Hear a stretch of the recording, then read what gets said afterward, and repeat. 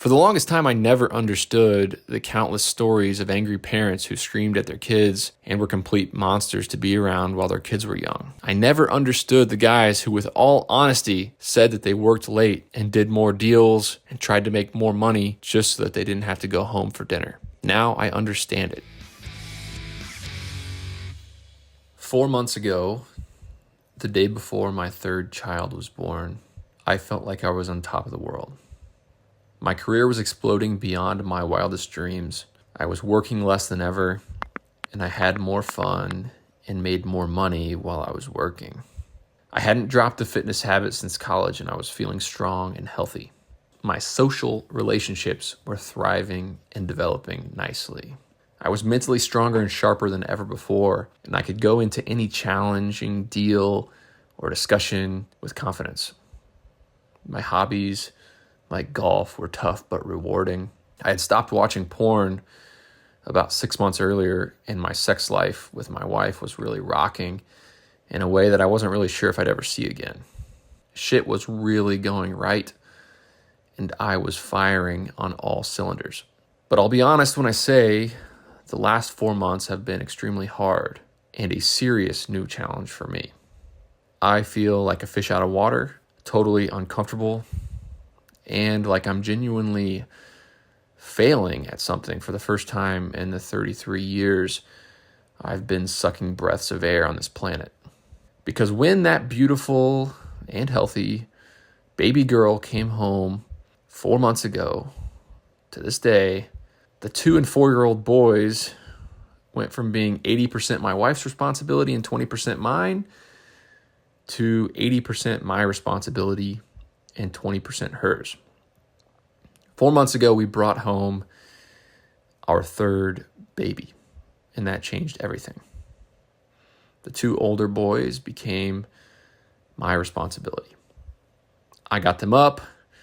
I changed their shit diapers in the morning. I fed them breakfast. I got them changed and off to school every day. I took them to school. I picked them up and brought them home. I played with them. I sat them down for dinner. And while my wife cleaned the kitchen or nursed the baby, I'd give them baths, read them books, and put them down for bed. Every day. My wife was obviously suffering with the new one, not sleeping, still isn't sleeping, recovering from the delivery, navigating breastfeeding, and still managing our homes, bills, doctor's appointments, health insurance, all the things with the business that she looks after, and so much more that's involved with managing a house and our family. But I was struggling, and I'm still struggling. With a new baby to take attention from mommy, my 2-year-old turned into a monster. He turned 3 in July, so now he's 3, but potty training has not gone well. He has the emotional stability of a drunk sorority girl and the temper and demeanor of a roid-raging UFC fighter. He's also super OCD. He has to have the right toy at the right place, and everything else has to be perfect at all times. To give you an example, I accidentally flushed his shit down the toilet. He always does that. And he had a 45-minute tantrum that ended with a tumble off the couch and a profusely bloody lip. If he drops his toy in the back of my truck on the way to school, he suddenly wants his brother's toy, and he bursts out in hyperventilating screams that last for 15 minutes plus. If I put him in a pair of pajamas that don't match his brother's, he'll kick and scream until he turns purple and nearly passes out. And what's worse is that his now 5-year-old brother acts like a 3-year-old when he's around them, when he's around his younger brother, because he thinks that the temper tantrums 20 times a day are normal. And it draws him down to that level of normal. When my kids are separate, they're angels. We have a ton of fun. They're mature, and they don't fight. But when they're together, they're like oil and water. I got the wake-up call about a month ago when my wife told me, she pulled me aside after dinner, and she said, "Nick, we need to chat."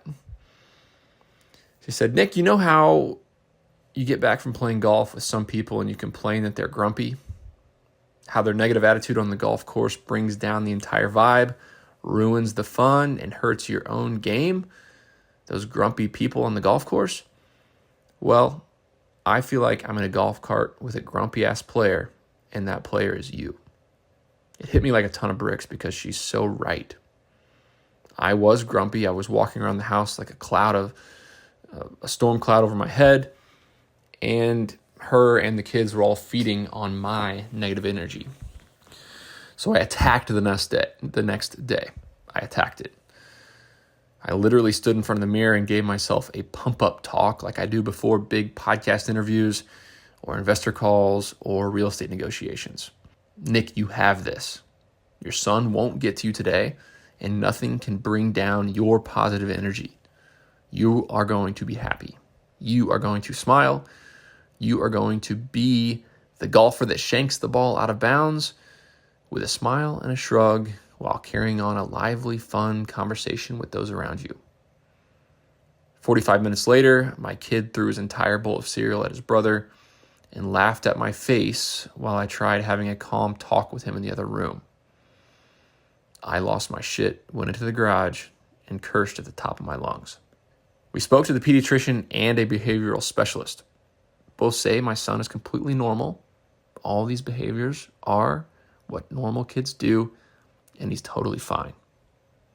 It was honestly brutal for me to hear that. Parenting is freaking hard. No matter how much help you get, no matter how many date nights you have, no matter how well off you are financially, and no matter how good the daycare is that you drop them off at, and no matter how badass your wife is at being a mother, parenting is freaking hard. There have, of course, been great times, and I'm getting better at what I do. I'm getting better at negotiating with him. I got the sticker system, and dare I say it, that the entire last week has been more fun than not fun. I haven't screamed at the kids in weeks. I took what my wife said very seriously, and I haven't let her see me get grumpy since that day. We've made a plan to separate the kids from each other, and when we do that, they're angels and we bond. Especially me and my 5-year-old, we really have a ton of fun when his 3-year-old brother's not around. But we can't really do it that often because my wife would then be 2-on-1 with a baby that doesn't sleep at night and a kid who has a ton of needs as well. All of this has been a humbling experience and just the kind of kick in the ass I needed when I was starting to get cocky and feel like I could really dominate this life that I'm living. I'm not perfect. I'm far from it. I'm improving, and I know that I'll be an excellent father, but I'm not there yet. I think I finally talked my wife into getting a night nanny so she can actually sleep, get up at normal times, and feel happy and healthy. For the longest time, I never understood the countless stories of angry parents who screamed at their kids and were complete monsters to be around while their kids were young. I never understood why fathers would go out and do housework all day Saturday or mow the grass on Wednesday nights just to get outside and get away from their kids and their wives while their wives were inside trying to keep their head above water solo. I never understood the guys who, with all honesty, said that they worked late and did more deals and tried to make more money just so that they didn't have to go home for dinner. Now I understand it. I understand how those men feel. I'm not going to let myself become selfish enough to do that, but I do understand it. I actually get it. It isn't that crazy that somebody would do those things because this stuff is really, really hard. It's challenging to me.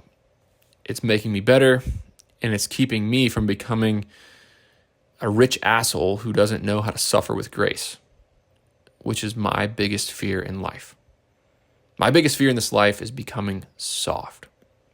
So I hate it, but I love it. I love the life that my wife and I are building together. I love that there will be a lot of sweat and tears behind the life we get to enjoy when we're 40, 50, 60 years old. We're going to keep having kids. My wife is already on board for the next one. And if delivery goes well, we'll try for number 5 or number 6, I'm sure. Because at the end of the day, my wife and I have the same goal: to give our kids a ton of opportunity and bring more folks into the world who are good people, know how to add a lot of value to those around them, and can suffer with grace. In a way, I think my parenting style is kind of putting it on hard mode for myself because I make it that way for myself on purpose. I'm already trying to teach my boys to suffer with grace, even though They might not be emotionally mature enough to really handle it. I never give in when they make irrational demands or act like brats. I don't mind when they cry if they aren't really in danger or pain. My wife will sometimes look at me and say, "Nick, you're really going to fight that fight?" And I'll just smile at her and say, "I'm always going to fight this fight." I'm going to fight the fight because I'm not going to let these kids become spoiled brats. I'm not going to let them become rich, spoiled assholes who take from the world way more than they give, and they feel entitled to a life of ease because of what their parents did or what their last names are. I'm not going to raise children who bitch out a server at a restaurant because they didn't see the water was running low. I'm not going to make that call to get my kids off the hook if they get in trouble, if they get a DUI, or if they do something really stupid. They are going to pay for their actions. They're going to live with the consequences of their decisions. I'm not going to call the coach and complain about playing time. I'm not going to build a culture of gossip and blaming others and talking bad about other people in my house. We'll do none of that in my house. I'm going to teach my kids how to struggle with grace. They'll understand life isn't easy, and they'll know how to fail. They'll expect it, and they'll know how to get back up again on their own. I'll be there for them. I'll support them. I'll love them. I'll teach them. I'll care for them, and I'm going to help them as much as I possibly can. But these kids are going to understand that life is hard, and they're going to understand that they can't always get what they want. That's my son Everett's favorite song, by the way. He tries to say it. "Hey, Alexa, play You Can't Always Get What You Want" by the Rolling Stones on Nick's Spotify. I talk to both of my boys for about 5 minutes each night while holding them really close and kissing them all over their faces. While they're laying there in bed and I'm basically on top of them, holding their little heads in my big hands and kissing them all over, I tell them all the things that I love about them. I tell them how fast they are at running. I tell them how kind they are to their friends. I tell them how proud of them I am, how helpful they are when they stirred the pot for mommy or while making dinner, how good they are at building Legos or making a puzzle. And I can just see them light up. I can see them light up with pride. I tell them that they can do anything. I tell them that they're going to do amazing things. And I tell them how unbelievable they are. I ask them each night just for fun if they want to hear the Big Bad Wolf story, which is both of their favorite stories, or if they want to hear all the things Dad loves about them. And one of the things I'm most proud of is for the last 30 nights in a row, they've both said they want to hear all the things I love about them. They could care less about the Big Bad Wolf story. They really love that. My life goal of exactly what I want to accomplish in this world is very clear to me. I've done a lot of thinking, I've done a lot of talking to older people, successful, unsuccessful, and the like. And it doesn't involve money or storage facilities or vacation homes or bottles of rare bourbon. I can picture it now. I'm an old man, I'm sitting in a comfortable chair, and I have my beautiful bride of 50 years right next to me. It's Christmas time, and I have grandkids running everywhere. It's total chaos in my house. There's 20 plus people that I love all around me and kids everywhere, and it's just chaos. My house is getting torn to pieces. I'll just be sitting there smiling. That right there is living the dream. And that right there is how I'll know if I did my job here on this planet or not. Of course, there'll be bonus points if the bourbon in my hand is rare, if I have a son or daughter interested in working in the real estate business with Dad, or if we played a round of golf the day before as a family. But those are just details, and they're not that important. Onward and upward. Hey guys, I have big news. I recently revamped my sales and customer service team at my self-storage company using folks in South Africa. Listen to this English accent. Hi there, my name is Anton and I'm a sales professional from Gqeberha or Port Elizabeth, which is in the eastern province of South Africa. I've been in sales for about 8 years now with experience in hardware sales with some of the leading brands in the world, such as Canon, Panasonic, and more recently Red Bull.